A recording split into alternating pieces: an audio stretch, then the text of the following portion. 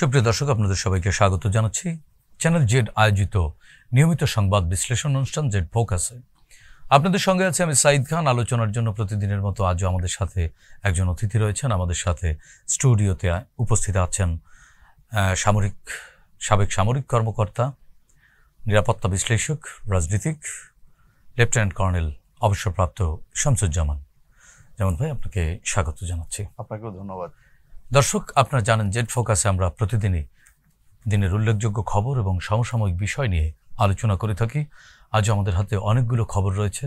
দর্শক, আপনারা জানেন গত সোমবার দুপুর 1টা বেজে 6 মিনিটে রাজধানী ঢাকার উত্তরায় মাইলস্টোন স্কুল অ্যান্ড কলেজে একটি বিমান বাহিনীর একটি প্রশিক্ষণ বিমান বিধ্বস্ত হয়ে এখনও পর্যন্ত আজকে সর্বশেষ যে খবর পাওয়া গেছে তাতে 31 জন মারা গেছে। এদের মধ্যে 28 জন ওই স্কুলের শিশু শিক্ষার্থী।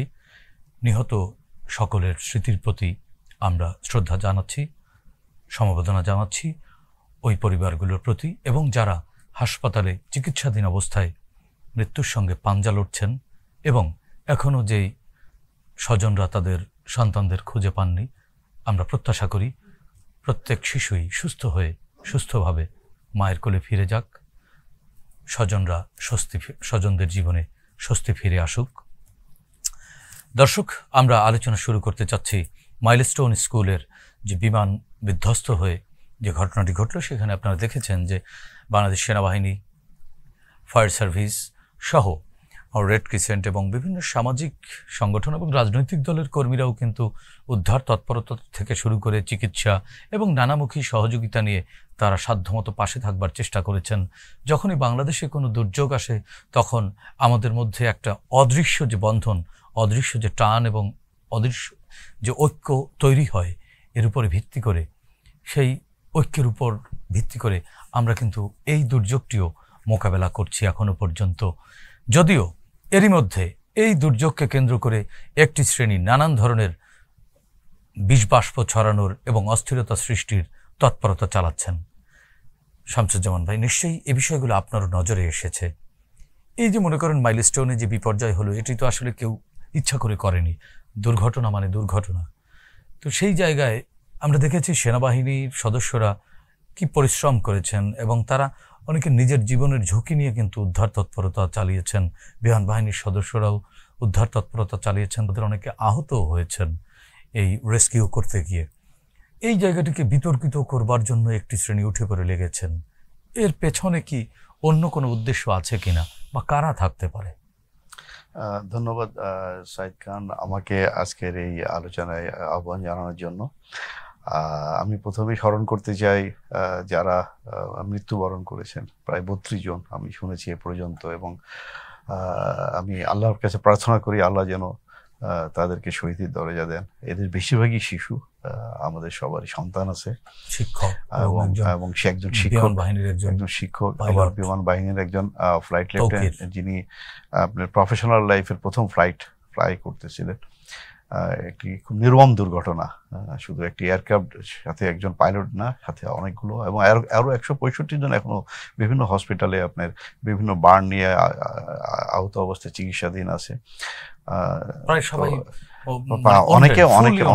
অনেকেই প্রায় 70-80-90% অগ্নিদগ্ধ। জানি না আল্লাহ তাদের ভাগ্যে কি রেখেছেন। আমি তাদের পরিবারের প্রতি সমবেদনা যায়, সেই সাথে আল্লাহর কাছে প্রার্থনা করি আল্লাহ যেন এখান থেকে খুব দ্রুতই আমাদেরকে যেন বের করে নিয়ে আসেন। আপনি যে বিষয়টা বললেন যে এই দুর্ঘটনার পরপরই, দুর্ঘটনা কিন্তু আসলে দুর্ঘটনা, এটা কোনো ঘটনা না, কখনো আসে না। এটা আপনি কখন আসবে আমরা জানিও না। তো যেহেতু এটা একটা বিমান ছিল, আপনার অপারেশনাল বিমান, কিন্তু এটা F-7 BGI যে বিমানটা, এটা নিয়ে কিন্তু অনেক কথা হচ্ছে যে বিমানটার সক্ষমতা কতটুকু, এটা কি কোনো খুব পুরান বিমান, দ্বিতীয় প্রজন্মের বিমান। আমি এটা নিয়ে ছোট্ট করে একটু ক্লিয়ার করি। F-7 BGI বিমানটা কিন্তু আপনার চায়নারই কিন্তু J-7 একই সিরিজ।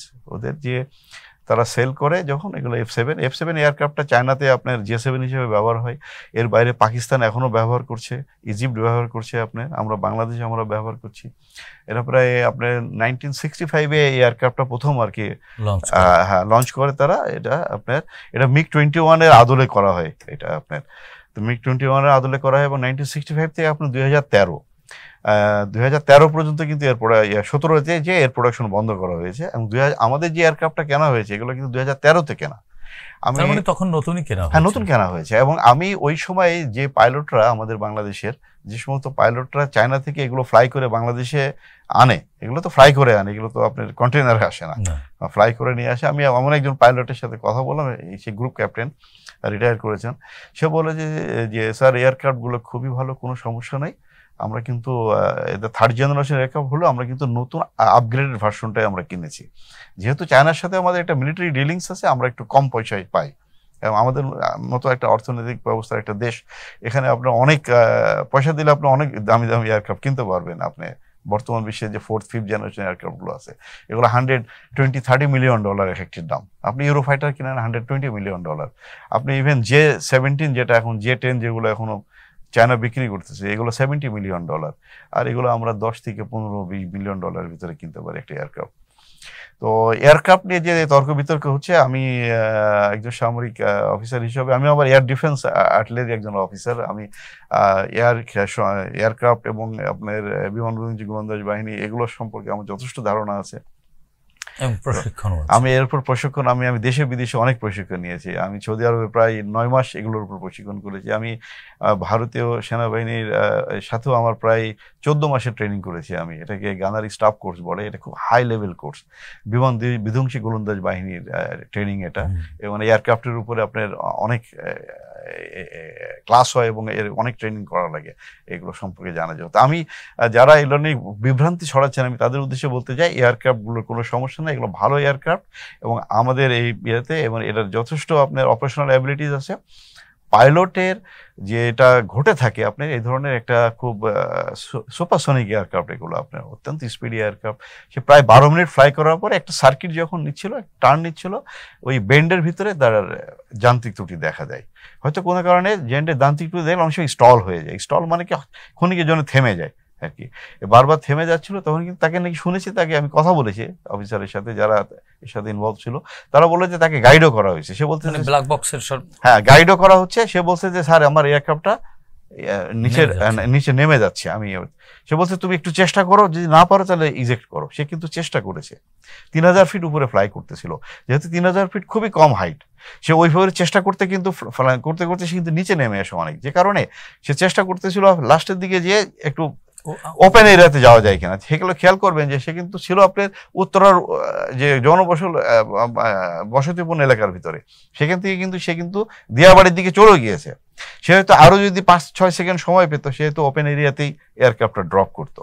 এবং সে যেহেতু চেষ্টা করতেছিল, সে কিন্তু নিজে ইজেক্ট অনেক দেরিতে করেছে। এত দেরিতে করেছে যে সে ওই ইজেকশনের পরে যে হাইটটা পাওয়ার কথা, সে হাইটটাও পায় নাই, যে কারণে সে নিজেও কিন্তু মারা গেল। সে পড়ে কিন্তু একটা আপনার টিন শেড বিল্ডিং এর, একটা পরিত্যক্ত বিল্ডিং এর ভিতরে তার ডেড বডি পরে খুঁজে পাওয়া গেছে, এবং আপনার প্যারাশুট দেখা গেছে একটা গাছের সাথে লেগে আছে এরকম। তো আমি আসলে এটা নিয়ে যেন ডিবেটটা না হলে খুব ভালো হয়, যে মানে যারা ডিবেট করবেন তাদের অন্তত এই বিষয়ে কিছু ধারণা থেকে নলেজ থাকা উচিত। না হলে শুধু এয়ারক্রাফট নলেজ না থাকলে যে বিভ্রান্তি ছড়ায়, এয়ারক্রাফট পাইলটকে নিয়ে আপনি কোনো ধরনের কথা না বলাটা খুব ভালো হবে। আমি তাদের অনুরোধ করব। এখন মাইলস্টোন কলেজে যখন দুর্ঘটনা ঘটে গেল, তো হঠাৎ ঘটে গেল, স্কুল ছুটি হচ্ছিল ফার্স্ট সেশনের, 1:06 দুর্ঘটনা ঘটে। তো তখন অনেক প্যারেন্টসরা আসছে বাচ্চাদেরকে নিতে, অনেক প্যারেন্ট বাচ্চাদেরকে বের করে নিয়েছে, অনেকে তখন বের হবে, বিভিন্ন জায়গায় বাচ্চারা মাঠে খেলছিল। তো হঠাৎ করে এসে আঘাতটা হারলো। আপনি একটা জিনিস খেয়াল করেন যে সরকার এবং সরকারি যারা এই উদ্ধার তৎপরতার যে ভিতরে যারা ছিল, সেনাবাহিনী বলেন, পরে বিমান বাহিনী এসেছে, ফায়ার ব্রিগেড এসেছে, স্থানীয় জনগণ প্রথমে কিন্তু এগিয়ে আসে, যে কোনো স্কাউট ছিল, হ্যাঁ, তারপরে আপনি যারা টিচাররা ছিল, শিক্ষকরা ছিল, স্টাফরা ছিল, এবং দেখেছি যে সহপাঠী স্টুডেন্টরাও কিন্তু তারা নিজেরাও এর ভিতরে শুরু করেছে। এবং 3 জন টিচার তো এ পর্যন্ত মারাই গেলেন। হ্যাঁ, টিচার বাচ্চাদের একজন টিচারে তো আমরা মাহরিন মাহরিন চৌধুরী, তো উনি তো আপনার খুবই দুঃখজনক, 14-15 জন বাচ্চাকে সে উদ্ধার করে পুড়ে যাচ্ছিল, তারপরে উনি বাচ্চাদেরকে ছেড়ে যান নাই। এটা আসলে প্রমাণ করে যে আমাদের এখনো অনেক শিক্ষক আছেন যারা সত্যি যারা বাবা মায়ের মতোই তাদের অনেক ক্ষেত্রে বাবা মায়ের চেয়েও বেশি করে গেলেন তো মাহরিন চৌধুরী। ট্রু, সত্য। হ্যাঁ, আমাদের মতো মাহরিন চৌধুরীর মতো শিক্ষকরা হয়তো তাকে দেখে হয়তো অনেকেই অনুপ্রাণিত হবে যে এভাবেই শিক্ষকতা করতে হয়। এখানে আপনার সেনাবাহিনী, ফায়ার ব্রিগেড যারা এই উদ্ধার তৎপরতা ছিল, সেনাবাহিনীর এবং এই যে উদ্ধার তৎপরতা বা রেস্কিউ টিমে যারা কাজ করেছেন তাদের ব্যাপারেও সামাজিক যোগাযোগ মাধ্যমে একটি শ্রেণী বাজে মন্তব্য বা কুৎসা রটাবার চেষ্টা করছেন যে লাশ গোপন করছে এদিক সেদিক, নানান ধরনের। আচ্ছা, লাশ গোপনটা খুবই হাস্যকর, কারণ এবং সেনাবাহিনী যে ভূমিকা রেখেছে আমরা দেখেছি বিভিন্ন গণমাধ্যমের যে ভিডিও ফুটেজে সামরিক বাহিনীর অনেক কর্মকর্তা নিজের ইউনিফর্ম খুলে মানে ঢেকে দিয়েছেন, এবং অনেক নারী, আমাদের অনেক কিশোরী তরুণীরা ছিল, তাদের কাপড় চোপড় পুড়ে গেছে, তাদের নিজেদের ইউনিফর্ম খুলে তাদের অব্রু রক্ষা করতে আমরা দেখেছি। আমাদের দেখেন, আমাদের সামরিক বাহিনী কিন্তু এভাবেই ট্রেন্ড এ দেশের মানুষের জন্য। তারা কিন্তু, আমরা সামরিক বাহিনীতে যারা চাকরি করি, আমরা কিন্তু শপথ গ্রহণ করি দেশের মানুষ, দেশের জন্য জীবন উৎসর্গ করার জন্য। কিন্তু আমরা কখনো কিন্তু এই কাজে কখনো পিছপা হই না। আমরা হিল ট্রাক্সে দেখেন প্রায় 400-450 আমাদের অফিসার প্রশ্ন হচ্ছে যে এখানে এই কাজ করবার পরেও এই সদস্যদের নিয়ে এরকম মন্তব্য, এটা কি আসলে বাজে মন্তব্য? না, আমি আপনাকে বলি যে এটা আমাদের দেখা যাচ্ছে কি যে ফ্যাসিস্ট যারা আছে, হ্যাঁ, দেখবেন যে এই সোশ্যাল মিডিয়াতে এরা কিন্তু অ্যাক্টিভ। আপনি খেয়াল করবেন গতকালকে আমার দেশে কিন্তু কয়েকটা আপনি তাদের কমেন্টগুলো তুলে দিয়ে আমাদের দেশে একটা রিপোর্টও করেছে যে আপনি আমাদের প্রতিবেশী থেকেও কিছু কিছু লোকজন আছে যারা এগুলো নিয়ে অনেক কমেন্ট করেছে যে সরকারের ভূমিকা, তারপরে আপনার সামরিক বাহিনীর ভূমিকা, আমাদের এয়ারফোর্সের ভূমিকা, বিভিন্ন যে হ্যান্ডেলিংয়ের ভূমিকা নিয়ে সেখানে অনেক ধরনের খুব রং কমেন্ট করেছে তারা, এবং উস্কানিমূলক কমেন্ট করে তারা এক ধরনের বিভ্রান্তি ছড়ানোর চেষ্টা করতেছে। সেনাবাহিনী বলেন, ফায়ার ব্রিগেড বলেন, এ প্রত্যেকে তাদের জীবনের ঝুঁকি নিয়ে ভিতরে আগুনের ভিতরে প্রবেশ করে কিন্তু তারা তাদেরকে বের করে অনেকে আহত হয়েছেন ওখানে। এরপরে আরো দুঃখজনক যে ওখানে গতকালকে একটা আন্দোলন করা হলো, সেই আন্দোলনের ভিতরে দেখলাম যে 2 জন উপদেষ্টা এবং প্রেস সচিব গিয়েছিলেন, তাদেরকে 9 ঘন্টা অবরুদ্ধ রাখা হয়। হ্যাঁ, এবং যা তারা শর্ত দিয়েছে সবই তারা মেনে নিয়েছেন, তারপরও তাদেরকে 9 ঘন্টা আটকে রাখা হলো। এবং ওইখানে যে স্লোগানগুলো তোলা হলো, সেই স্লোগানগুলোর সাথে এই দুর্ঘটনার সাথে এই স্লোগানগুলোর কোনো রিলেট করা যায় না, এখানে মিলে না। আবার যারা স্লোগান দিচ্ছিল তাদের একটা বড় অংশকে দেখে মনে হলো যেন এরা স্কুলের কেউ স্টুডেন্টও না, তারা অভিভাবক না। আবার আপনার এই উপদেষ্টারা, তারা এত আপনার শিক্ষা উপদেষ্টা, তারপরে আমাদের আসিফ নজরুল, তারা নিজেরাই শিক্ষক, শিক্ষক। আর প্রেস সচিব উনি অত্যন্ত ভদ্র একজন মানুষ। তারা গেল, তাদেরকে 9 ঘন্টা অবরুদ্ধ রেখে তারা সবকিছু মেনে নিলেন, তারপরে তাদের সাথে অনেক নাজেহাল করা হলো। এবং এর পরপরই একটি জিনিস খেয়াল করেছেন কিনা, একেবারে প্রশাসনের প্রাণকেন্দ্র সচিবালয়ের মধ্যে শিক্ষার্থী রূপ নিয়ে সচিবালয়ের ভিতরে যে তাণ্ডব চালালো, সেই জায়গায় আমরা দেখলাম যে ভিডিও ফুটেজে যতটুকু বেরিয়েছে যে পুলিশের যারা সচিবালয়ের ভেতরে যারা কর্তব্যরত পুলিশ, তাদের উপরে হামলা করেছে। একজন সেনা সদস্যকে আমরা রাস্তায় কাতরাতে দেখেছি তাদের হামলায়। এই বিষয়গুলো মানে আমি এই জায়গাটা মানে মাইলস্টোনের রেশ এই জায়গাটিতে এবং তাদের যে অ্যাক্টিভিটিস, এটি আসলে কি জানান দেয়? আপনি খেয়াল করে থাকবেন যে এইচএসসি পরীক্ষা চলছে, তাই তো? এইচএসসি পরীক্ষাটা যাতে না হয়, মানে যেহেতু শোক দিবস ঘোষণা করা হয়েছে গতকালকে, যাতে এইচএসসি পরীক্ষা না হয়, এটা একটু দেরিতে সার্কুলেশনটা আসছে। কারণ আপনার যে আমাদের যে ব্যুরোক্রেটিক যে প্রসেস আমাদের দেশে, এটা তো এমনি স্লো, এটা তো আমরা সবাই জানি। সিদ্ধান্ত নিতে হয় আপনার তাদের বিভিন্ন পর্যায়ে, সিদ্ধান্ত নিয়ে একটু বেশি রাত্রে বেলায় 3টার সময় নাকি সার্কুলার দেওয়া হয়েছে যে আগামীকাল পরীক্ষা হবে না। আচ্ছা, ধরে নিলাম শেষে ব্যর্থ হয়েছে, তাকে সরিয়েও দেওয়া হলো, যে সচিব সাহেব বিরুদ্ধে অভিযোগ তাকে সরিয়েও দেওয়া হলো। এরপরে সচিবালয়ে গিয়ে তাণ্ডব চালানোর কি আছে? আমি শুনেছি যে ওখানে এখন তারা চাচ্ছে এইচএসসি পরীক্ষার জন্য বাতিল করা হয়, এরকম নাকি স্লোগান দিছে। তার মানে কি তারা অটো পাস চাচ্ছে আগের মতো? এই যা কেন ফ্যাসিস্টরা তো এই কাজ করে গিয়েছে, আপনার একটা পর একটা অস্ত্র পাস করেছে, ওভার মার্কিং করে আমাদের শিক্ষা ব্যবস্থা এমনি ধ্বংসের দ্বার প্রান্তে দাঁড় করিয়ে রেখে গিয়েছে। সেখান থেকে আমরা উঠে আসার চেষ্টা করছি। এর ভিতরে আপনি যদি এইগুলো আবার, ওর ভিতরে আমাদের ছাত্রলীগের কিছু কর্মীদেরও ছবি টবি আসছে বিভিন্ন জায়গায়, এরা কোথা থেকে আসলো? এরা কোথা থেকে আসলো? আবার ভিতরে যে এটা একটা খুবই রেস্ট্রিক্টেড এরিয়া সচিবালয়, কেপিআই, হ্যাঁ এটা কেপিআই, এখানে আপনার সরকারের সমস্ত সিদ্ধান্ত এখান থেকে নেওয়া হয়। এখানে উপদেষ্টারা আছেন মন্ত্রী পর্যায়ে, তারা সবাই এখানে আপনার আইন শৃঙ্খলা বাহিনী প্রচুর রেস্ট্রিকশন দিয়ে ভিতরে যেতে হয়। আপনি গোটা রাষ্ট্রের নিউক্লিয়াস আপনি দেওয়াল টপকিয়ে ভেঙে চুরে সবাইকে ভেঙে একেবারে মারধর করে আপনার সরকারি সম্পত্তি, আপনি গাড়ি ভাঙচুর করছেন। এই গাড়ি ভাঙচুরের সাথে সম্পর্ক কোথায় আছে? এই গাড়ি কি অ্যাক্সিডেন্ট করে রাস্তায় কাউকে মেরে ফেলেছে নাকি? তো তারপরে ভেতরে পুলিশের সদস্যকে আঘাত করতেছেন, সেনাবাহিনীর সদস্যরা যারা গিয়েছে তাদের সাথে মিসবিহেভ করে তাদেরকে আঘাত করা হয়। তো এই যে একটার পর একটা ঘটনাগুলো, আমি কোথায় মাইলস্টোন উত্তরাতে কি ঘটলো আর সচিবালয়ে আপনি কি শুরু করলেন? তার মানে এগুলো। এবং আরেকটি জিনিস দেখেছেন কিনা, চট্টগ্রামে বোর্ডে তালা দেয়া হয়েছে এবং নানান জায়গায় এটা সারা দেশে ছড়িয়ে দেওয়ার একটা অপচেষ্টা করা হয়েছে, তো গতকালকে করা হয়েছে, এবং এটা নিয়ে বিভিন্ন ধরনের হুমকি দেওয়া আছে সারা দেশে আন্দোলন ছড়িয়ে দেওয়া হবে। আপনারা দেখেন, আমরা আপনাদেরকে, আমি একজন ছাত্রীকে বলতে শুনলাম যে আমরা সে জুলাই আগস্টে আন্দোলনকে তুলে নেওয়ার চেষ্টা করতেছে। আপনি কোনটার সাথে কোনটা মিলাচ্ছেন? আমরা যেখানে অসংখ্য বাবা মা শোকে মুহ্যমান, সন্তান হারিয়ে ফেলেছে তারা, হ্যাঁ, আমাদের চিকিৎসকরা তারা দিনরাত চেষ্টা করছে তাদেরকে কিভাবে সুস্থ করা যায়, তাদের কিছু প্রাণ যাতে বাঁচানো যায়। সরকার অলরেডি আপনার সিঙ্গাপুর থেকে, আমি শুনেছি ভারত থেকেও আমাদের চিকিৎসকরা এসেছেন, যার বিশেষজ্ঞ চিকিৎসক, আরো চায়না থেকে অফার করেছে, জাপান থেকে করেছে, চিকিৎসার টুলসও আনা হয়েছে। হ্যাঁ ওরা চিকিৎসা টুল নিচ্ছে।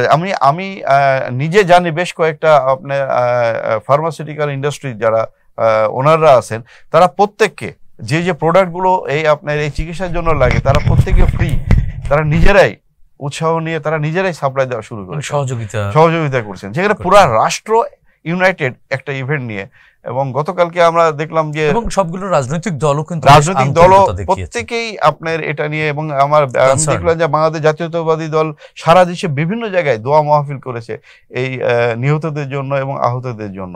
তো আপনি এরকম একটা পরিস্থিতিতে সচিবালয়ে গিয়ে এরকম আপনার এক ধরনের হুলিগান করা, হ্যাঁ, ভাঙচুর করা, আইন শৃঙ্খলা বাহিনীর সদস্যদের উপরে আপনার চড়াও হওয়া, আমি এর পিছনে অন্য কিছু। আপনি কি এটিকে ঘোলা পানি বলবেন, বা এখানে কেউ মাছ শিকার করছে, আমরা করবার চেষ্টা করছি? আমরা তো এটা তো এখন একটা বড় ইভেন্ট হয়ে গেছে, যে কোনো ছোট একটা ইভেন্টের সাথে আরেকটা ইভেন্ট যোগ করে দেওয়া। আপনি দেখেন গোপালগঞ্জে কিছুদিন আগে যেটা ঘটলো আপনার, হ্যাঁ, ওখান থেকে খেয়াল করেন যে আপনার ঘটায় দেওয়া হলো। তারপর এখন আপনি মনে করেন যে একটা অ্যাক্সিডেন্ট পেলো, এখানে আমরা দেখলাম উত্তরাতে মাইলস্টোন স্কুল কলেজে একটা হুলিগান তৈরি করা হলো, আবার সচিবালয়ে যে করা হলো। এরপরে আবার কোন ইভেন্টে তারা যাওয়ার চেষ্টা করবে? মনে হচ্ছে যেন এখানে একটা অদৃশ্য একটা শক্তি খুব ভালোভাবে। আপনার অদৃশ্য শব্দটি যখন বললেন, তখন বিএনপির ভারপ্রাপ্ত চেয়ারম্যান তারেক রহমান, ওনার নামটি চলে আসে একেবারে প্রাসঙ্গিক। উনি প্রায়ই বলেন, বেশ কিছুদিন ধরে, বেশ 7-8 মাস ধরেই বলছেন যে অদৃশ্য শক্তি কিন্তু দৃশ্যমান হওয়া শুরু করেছে, তাদের অপতৎপরতা শুরু করেছেন। তো এই অদৃশ্য, আপনিও বললেন অদৃশ্য একটা তৎপরতা, এবং বিএনপির ভারপ্রাপ্ত চেয়ারম্যান, তিনি রাজনৈতিক মানুষ, তিনিও অদৃশ্য শক্তি বলছেন, এবং নাগরিক সমাজও কিন্তু এক ধরনের এই অদৃশ্য শব্দটির ব্যবহার বেশ দৃশ্যমান হয়ে উঠছে। এটিকে আপনি কেন অদৃশ্য শক্তি বলছেন? আপনার কাছে কি মনে হয়? যদিও অদৃশ্য শক্তি তো আসলে দেখা যায় না, দৃশ্যমান হয় না, আপনার কাছে কি মনে হয়, কোন কোন সিচুয়েশন দেখে মনে হয় অদৃশ্য কোনো হাত? আপনি লক্ষ্য করে থাকবেন যে এই বিষয়গুলো আরো বেশি মাথাচাড়া দিয়ে উঠেছে, এই ধরনের ছোট ছোট ইভেন্টগুলোকে বড় করে, তার সাথে সোশ্যাল মিডিয়া এবং আপনার কিছু হুলিগানদের মাঠে নামিয়ে দিয়ে ইভেন্টগুলোকে বড় করার চেষ্টা করা হচ্ছে, সারা দেশে ছড়িয়ে দেওয়ার চেষ্টা করি। এগুলো কিন্তু আরো বেশি শুরু হয়েছে যখন আমাদের মাননীয় প্রধান উপদেষ্টা আপনার লন্ডনে গিয়ে আমাদের ভারপ্রাপ্ত চেয়ারম্যান তারেক রহমানের সঙ্গে যখন ওনার একটা খুব খুব ভালো একটা হৃদ্যতাপূর্ণ একটা মিটিং হলো, এবং সফল বৈঠক, আমি বলবো হৃদ্যতাপূর্ণ বলে, এবং দেশের মঙ্গলের জন্য একটা সফল বৈঠক। এটা শুধু বাংলাদেশ জাতীয়বাদী দলের জন্য না, কারণ জাতীয়বাদী দল দেশের সবচেয়ে বৃহৎ দল, মানুষের কাছে সবচেয়ে জনপ্রিয় একটি দল, এবং সেখানে যখন তাদের বৈঠকের পরে যখন সিদ্ধান্ত হলো যে হ্যাঁ এটা ফেব্রুয়ারিতে নির্বাচনটা করা যায়, এবং পরিবেশ প্রতিবেশের কথা কিন্তু বলা হয়েছে যে পরিবেশ যদি স্বাভাবিক থাকে তাহলে আমরা যে সংস্কারগুলো কথা বলছি, বিচারগুলো কথা বলছি, সবগুলোকে আমরা আশা করতেছি আমরা হয়তো ডিসেম্বরের ভিতরে ক্লোজ করে ফেলতে পারবো, এবং আমরা ফেব্রুয়ারিতে নির্বাচন করতে পারবো। তার মানে পরিবেশ একটা ফ্যাক্টর, এই পরিবেশটি নষ্ট করবার জন্যই। হ্যাঁ, এখন মনে হচ্ছে যেন সবার টার্গেট যে ওই একটা সুস্থ ধারার মাধ্যমে যে ঐকমত কমিশনের সমস্ত ঐক্যগুলোকে করে ফেলা, আপনার বিচারটাকে একটা পর্যায়ে নিয়ে যাওয়া, তারপরে আপনার যে নির্বাচনী যে ব্যবস্থার জন্য যে একটা সুষ্ঠু পরিবেশ তৈরি সেটা করা, লেভেল প্লেইং ফিল্ড করা, রাজনৈতিক দলগুলোর ভিতরে যাতে বোঝাপড়াটা আরও সুন্দর থাকে, এবং আমাদের জুলাই আগস্টে যে একটা ইউনিটি তৈরি হয়েছে সারা দেশের মানুষের ভিতরে, যে ইউনিটিটা যাতে অক্ষুণ্ণ থাকে, এইগুলোকে যা কীভাবে নষ্ট করা যায় মনে হচ্ছে সেটা একটা টার্গেট। এই টার্গেটটার পিছনে যে অদৃশ্য শক্তিটা, এটা আমরা কখনোই আমাদের দেখেন আমাদের নেবারের যে অ্যাটিটিউডটা এবং তাদের শুধু কি নেইবার জড়িত না অন্য কেউ, না আমি একটু কাছে থেকে যাই, যে অ্যাটিটিউডটা এখনো কিন্তু চেঞ্জ হয় নাই। আমরা সামান্য দেখেন একটা ক্রিকেটের এশিয়ান ক্রিকেট কাউন্সিলের একটা মিটিং আগামীকাল 24 তারিখে আমাদের এখানে হওয়ার কথা, এখানে বাংলাদেশে মিটিং করতে আসতে একজন ব্যক্তি আসবে, সেটাতে তাদের আপত্তি। তো বাংলাদেশ কি ঘটে গেছে, বাংলাদেশে এখন কি ঘটছে যে বাংলাদেশে একজন ব্যক্তির নিরাপত্তা থাকবে না, একজন ব্যক্তিকে নিরাপত্তা দিতে পারবে না বাংলাদেশ। একদিন একটা ক্রিকেট টিমকে নিরাপত্তা দিচ্ছে বাংলাদেশ, একটা না অনেক অসংখ্য টিম এসে খেলে যাচ্ছে। আমাদের সাব-20 গেম হয়ে গেল, দেখেন আমাদের অনেক টিম পাঠায় নাই খেলতে। অগাস্টে তাদের টিম আসার কথা, বিদেশি মিশনগুলো তো কাজ করছে। আমাদের অগাস্টে ইন্ডিয়ান টিম আসার কথা ছিল, ইন্ডিয়ান ক্রিকেট টিম, সেটা ডিফার করে আগামী বছর করে দেওয়া হলো। আপনি শুনতেছি ওমান, আফগানিস্তান, শ্রীলঙ্কার ক্রিকেট বোর্ডকে তারা উৎসাহ দিচ্ছে যে যেন বাংলাদেশে না যায় মিটিং করতে। তা আমার কথা কি, যে এভাবে আমাদেরকে ওয়ার্ল্ড বিশ্বের কাছে ইনসিকিউর কিংবা না, হিউমিলিটি শুধু না, যে Bangladesh is not a stable, এখানকার আইন শৃঙ্খলা বলেন, এখানকার নিরাপত্তা ব্যবস্থা বলেন, এখন স্ট্যাবল না, কাজে এখানে যেন না যাওয়া হয়। আপনি কয়েকদিন আগে দেখবেন মালয়েশিয়াতে কি জঙ্গি ধরা হলো বাংলাদেশে, পরে দেখা গেল যে আসলে কেউ কোনো জঙ্গির সাথে সংশ্লিষ্ট না তারা, কিন্তু এটাও একটা গেম কিন্তু। এটা বাংলাদেশ সরকারের কাছে যখন কয়েকজনকে পাঠানো হলো, কিছুই পাওয়া যায় না তাদের এগুলোর ভিতরে। কারণ সোশ্যাল মিডিয়াতে আপনি আসলে অনেকে ভুল করে হোক, অনেকে বুঝে না বুঝে হোক, অনেক কিছু শেয়ার করে ফেলে। ফেসবুক কিন্তু দেখবেন যে অনেক কিছু শেয়ার করে ফেলে। ফেসবুক এখন আমাদের একটা গলার কাটা হয়ে যাচ্ছে, এটা অনেকের জন্য, অনেক জায়গার জন্য, অনেক প্ল্যাটফর্মের জন্য এটা, এবং অনেকে আমাদের অর্ধশিক্ষিত লোকজনে কিন্তু ফেসবুক ব্যবহার করতে জানে না, কিছু বিশ্বাস করে ফেলে। তো আপনি যদি এগুলো সবকিছু দেখেন, শামসুজ্জামান ভাই, আমি আপনার আলোচনায় একটু যোগ করতে চাই, সেটি হচ্ছে যে গতকালকে সচিবালয়ে যখন এরকম উত্তেজনা চলছিল এবং সারা দেশে যখন এটি ছড়াবার এক ধরনের অপতৎপরতা চালাচ্ছিল, তখন আমরা বিভিন্ন জায়গায় সামাজিক যোগাযোগ মাধ্যমের কথা যেহেতু বললেন, সেই জায়গাটিতে আমরা দেখেছি যে ইউনূস থাকবে না, ইউনূস ডুবে যাচ্ছে, এরকম নানান ধরনের কথাবার্তা ছড়ানো হচ্ছিল। এটি আসলে কারা ছড়াচ্ছিল? এই জায়গাটিতে সরকারের কি কোনো দুর্বলতা কাজ করে কিনা? এই জায়গাটিকে নিয়ন্ত্রণ করা হচ্ছে না কেন, না পারছে না সরকার?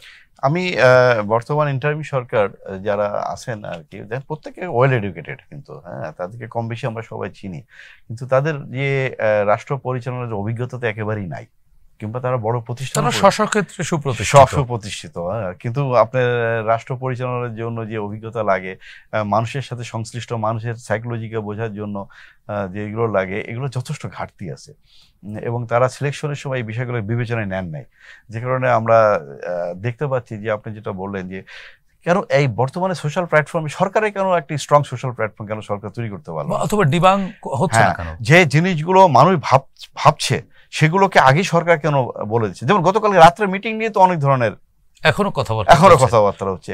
তো আমার কথা কি, যে এই মিটিং এর কেন হচ্ছে, এই মিটিংটা নিয়ে কেন? আবার দেখলাম যে আপনি ত্রাণ সংগ্রহের জন্য একটা পোস্টও দিয়েছে। এই ঘটনায় আমাদের বাংলাদেশ সরকার কি এতই দুর্বল, এতই কি অর্থনৈতিক মানে দুর্বলতার ভিতরে চলে গিয়েছে যে 165 জন এফেক্টেড হয়েছে, সংখ্যা 200, যে তাদের পাশে আর্থিক সহায়তা নিয়ে দাঁড়াতে পারবে না?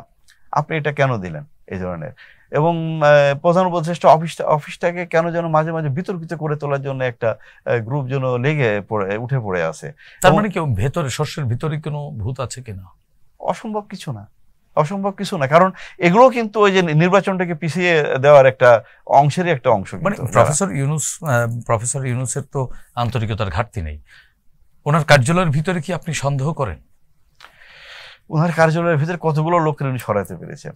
এখনো তো সচিবালয় অনেকগুলো সচিব আছে যারা আগের প্রমোটিভ সচিব অসংখ্য রয়ে গেছে, অসংখ্য বিভিন্ন লেভেলের রয়ে গেছে, বিভিন্ন যে অর্গানাইজেশনগুলো, প্রতিষ্ঠানগুলো সব জায়গায় তো রয়ে গেছে তারা। আপনি যখনই এগুলো একটা ছোট্ট ঘটনা ঘটে, আমি দেখছি যে একটার পর একটা ভুল। এই যে আপনার রাত 3টার সময় যে ডিসিশনটা নেওয়া হলো, ঘটলো দুপুর 1টার সময়, 1:06 যে দুর্ঘটনা ঘটলো, এরকম বিভৎস, সারা দেশের মানুষ শোকে মুহ্যমান, সমস্ত ছাত্ররা, আপনি সারা দেশের ছাত্ররা কনসার্ন, সবাই আপনি টিভি, আপনার ইলেকট্রনিক প্রিন্ট মিডিয়াকে নিয়ে ব্যস্ত, সোশ্যাল মিডিয়াতে ব্যস্ত এগুলো নিয়ে। আপনি রাত 3টার সময় যে আমাদের সচিব মহোদয়ের বোধগম্য হলো যে আগামীকালের পরীক্ষা বন্ধ রাখতে হবে, উনি সারাটা দিন বুঝলেন না যে এই অবস্থায় পরীক্ষা নেই। কারণ উত্তরার মাইলস্টোন স্কুলেই তো 500-700 বাচ্চা পরীক্ষা দেয়, এই বাচ্চাগুলো কিভাবে পরীক্ষা দিবে এইচএসসি পরীক্ষা এই অবস্থার ভিতরে? আবার এই উত্তরার যে পুরা কমিউনিটি যেটা আছে, এখানে কয়েক লক্ষ কমিউনিটি বসে, কতগুলো স্কুল কলেজ ওইদিকেই আছে, সারা ঢাকা শহরে কতগুলো স্কুল আছে, কত লক্ষ স্টুডেন্ট আছে আপনার ঢাকার আশপাশে। আপনি এইগুলো, আমি বলবো যে এগুলো তো আসলে সরকারের উচিত, একটা স্ট্রং তদন্ত কমিটি করেছে শুনতেছি, তদন্ত কমিটি, এগুলোকে বিবেচনা আনা উচিত। এবং সচিবালয়ের ভেতরেও এই যে ঢুকলো যে কালকে আন্দোলনকারীরা, ভেতর থেকেই সহযোগিতা করা হয়েছে এরকম মনে করছেন কিনা? ভেতর থেকে সহযোগিতা করা না হলেও যে প্রোটেক্টিভ মেজার কেন নেওয়া হলো না, এত দেরিতে কেন নেওয়া হলো? স্টুডেন্টদেরকে আপনার সচিবালয়ের কাছাকাছি আসার সুযোগ কেন দেওয়া হলো? আপনি তো দূরেই তো ব্লক করতে ফেলতে হবে, এবং ওই এলাকা তো একেবারে ডিএমপি অর্ডিন্যান্স জারি করেই সভা সমাবেশ নিষিদ্ধ করেছে। তা আপনি ওদেরকে 300-400 মিটার দূরে তো ব্লক করতে পারতেন, বিভিন্ন জায়গায় ব্লকেট দিয়ে। ওখানে ঢোকার এন্ট্রি তো 2-3টা, বেশি তো না, রাস্তা দিয়ে তাকে এন্ট্রি, বিল্ডিং উপর দিয়ে তারা আসবে না, তো ব্লক করতে পারতো। তারপরে এখানে দুর্বলতাটা কোথায়? এবং আপনি জামান ভাই নিশ্চয়ই দেখেছেন যে যখন এই আন্দোলনকারী শিক্ষার্থীরা বায়তুল মোকরমের ওই পাশটা, যখন মাওলানা ভাসানী স্টেডিয়াম ওই পর্যন্ত যখন আইনশৃঙ্খলা বাহিনীর সাথে ধাওয়া পাল্টা ধাওয়া চলছিল, তখন কিন্তু তারা বেশ আগে থেকেই প্রস্তুতি নেওয়া ছিল, লাঠি সোটা দেখে মনে হচ্ছিল। এটি আপনার কাছে কি মনে হয়? কারণ এটা তো আমরা একবার আলাপ করলাম যে আমরা যে এখানে সবাই তো ছাত্র ছিল না, ছাত্রর ভিতরে তো অনেক এই ফ্যাসিস্টের লোকজন ঢুকে গিয়েছিল, তারা কিন্তু ওইগুলো নিয়ে হাজির হয়ে গেছিল। ইট বলেন, আপনার অন্য ছোট সাইজ করা বাস নিয়ে তারা তো হাজির হয়ে গিয়েছিল। তো বলুন, প্রত্যেকটা ইভেন্টের সাথে একটা নতুন ইভেন্ট যোগ করা হচ্ছে, আপনি সুযোগ দিবেন এইগুলো। সেক্ষেত্রে যেমন ভাই আমরা শেষ করবো, শামসুজ্জামান ভাই একেবারে শেষ দিকে, রাজনৈতিক দলগুলো বিশেষ করে যারা এই ফ্যাসিবাদ বিরোধী আন্দোলনে যাদের ভূমিকা আছে এবং এই সরকার, তাদের কেমন ভূমিকা নেওয়া উচিত বা তারা এই মুহূর্তে করণীয় কি? ছোট করে 2 মিনিটে বলবেন। আমি একজন, যেহেতু রাজনীতিতে আমি ওতপ্রোতভাবে জড়িত, রাজনীতিবিদ হিসাবে বলবো শুধু বিএনপির যেন একটা গ্রুপ যেন খুব চেষ্টা করে শুধু বিএনপির দোষ ত্রুটি খুঁজে বের করার জন্য। কোনো একটা ইভেন্ট যদি আপনার ঐক্যবদ্ধ না হলে যেন সব দোষ বিএনপির। আপনারা, আমি সবার উদ্দেশ্যে বলতে চাই যে বিএনপি একটা বৃহৎ রাজনৈতিক দল, গণতান্ত্রিক রাজনৈতিক দল, যা জেনারেল জিয়ার মতো একজন অত্যন্ত নিষ্ঠাবান, সৎ এবং দেশপ্রেমিক একজন সেনাপ্রধান ছিলেন একসময়, উনি তার মতো একজন ব্যক্তি প্রতিষ্ঠিত দল, বেগম খালেদা জিয়ার মতো একজন নেত্রী যে দলটিকে দীর্ঘদিন চালিয়েছেন আপনার, এবং তার যে গণতান্ত্রিক মানসিকতা, তার আপোষহীনতা, তার সততা, এটা তো প্রশ্নাতীত। এটা নিয়ে আবার তার ছেলে তারেক রহমান প্রায় 18 বছর প্রবাসী থেকেও দলটাকে ধরে রেখেছেন, এবং উনি মানুষকে বারবার 31 দফা দিয়ে একটা মেসেজ দেওয়ার চেষ্টা করতেছেন যে এটাই হবে ভবিষ্যতের বাংলাদেশ।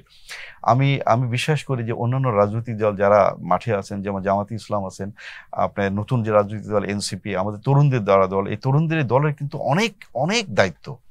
এই জুলাই আগস্টের যে আপনার যে আন্দোলন, এই আন্দোলনে যে তাদের যে ভূমিকা জাতি স্মরণ করে, আমরা রাজনৈতিক দল হিসেবে বিএনপি আমরা তাদেরকে অনার করি, আমরা সম্মান করি। এই তরুণদের কাছে আমাদের অনেক আকাঙ্ক্ষা, এরাই ভবিষ্যতের বাংলাদেশ। আমাদের তরুণ যারা আছে বিএনপি, তারাও কিন্তু ভবিষ্যতের বাংলাদেশ। জামাতে ইসলামে বলেন, তারপরে ছোট ছোট যে দলগুলো আছে আমাদের, যেগুলো আরো অনেকগুলো দল আছে আমাদের, আপনার বামপন্থী দলগুলো আছে, আপনার এই প্রত্যেকটা দলের কাছে আমার যে উদাত্ত আহ্বান থাকবে যে আপনারা ঐক্যটাকে, ছোট ছোট ইস্যুগুলোকে সামনে দাঁড় করিয়ে ঐক্যটাকে নষ্ট করবেন না।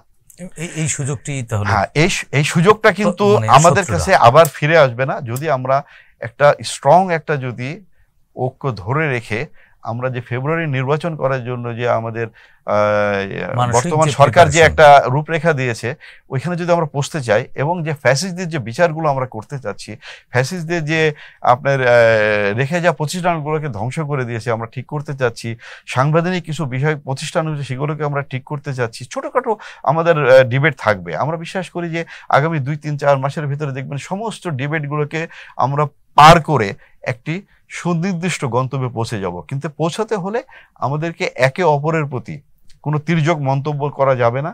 আমরা একে অপরের প্রতি সম্মান নিয়ে কথা বলবো, কেন রাজনীতি একটা এমন একটা যে গণতান্ত্রিক ব্যবস্থা যে আমাদের তর্ক থাকবে, কিন্তু এই তর্কের শেষে আমরা ভুলে যাব না যে আমি যেন কোনো ব্যক্তিকে আক্রমণ করি। মানে তর্ক থাকবে, কিন্তু সেই তর্ক যেন তর্ক না হয়, সে তর্ক যেন কোনো ব্যক্তিকে মেলাইন করা না হয়, কোনো তর্ক দ্বারা কোনো ব্যক্তি যেন অসম্মানিত না হয়, কোনো দল অসম্মানিত না হয়। সবাইকে সম্মানিত করব আমরা, এবং একসাথে মিলে যে আমার বিশ্বাস যে আমরা একটা সুন্দর ভবিষ্যৎ বাংলাদেশ গড়তে পারবো। সুযোগ আমাদের সামনে খুব দেখতে পাচ্ছি। ধন্যবাদ জামান ভাই, আপনাকে, শামসুজ্জামান ভাই। প্রিয় দর্শক, আমরাও বিশ্বাস করি আসলে রাজনীতিতে পরস্পরের প্রতি শ্রদ্ধাবোধ বা যে শিষ্টাচার, সেই শিষ্টাচারটি আসলে আমাদের ধ্বংস করে দিয়েছিল পতিত ফ্যাসিস্ট শেখ হাসিনার দুঃশাসন। আমাদের সমাজগুলোকে ভেঙে দেওয়া হয়েছিল, ব্যক্তির সাথে ব্যক্তির দ্বন্দ্ব বাঁধিয়ে দিয়ে আমাদের সমাজগুলোকে টুকরো টুকরো করে ফেলা হয়েছিল। যেই কারণে দীর্ঘ যে দুঃশাসনের রেশ এখনও রয়ে গেছে, এবং সেই রেশ ধরে এই মুহূর্তে যে ঐক্য রাজনৈতিক দলগুলোর মধ্যে রয়েছে, সেই ঐক্য বিনষ্ট করে পতিত ফ্যাসিস্ট কিন্তু ফিরে আসবার জন্য নানান ধরনের অপতৎপরতা চলছে। রাজনৈতিক দল এবং এই মুহূর্তে অন্তর্বর্তীকালীন সরকার সব পক্ষেরই এই বিষয়টি অত্যন্ত সতর্কতার সাথে সজাগ দৃষ্টি রেখে মোকাবেলা করা। না হলে আমরা যে স্বপ্ন নিয়ে এই তারুণ্য, ছাত্র, শিক্ষক, সাধারণ মানুষ, বিভিন্ন শ্রেণী পেশার মানুষ 2024 সালের জুলাই গণ অভ্যুত্থানে বুকের তাজা রক্তের বিনিময়ে যে বাংলাদেশ প্রতিষ্ঠা করার স্বপ্ন দেখেছিলেন, সে স্বপ্ন কিন্তু অধরাই থেকে যাবে। আমরা বিশ্বাস করতে চাই স্বপ্ন আমাদের পূরণ হবেই। আমাদের স্বপ্ন পূরণের শক্তি হিসেবে ঐক্যই সবচেয়ে বড় ভূমিকা রাখবে, সেই প্রত্যাশা ব্যক্ত করে আজকের মতো এখানেই শেষ করছি। সবাই ভালো থাকুন, সুস্থ থাকুন, চ্যানেল জেডের সঙ্গেই থাকুন। খোদা হাফেজ।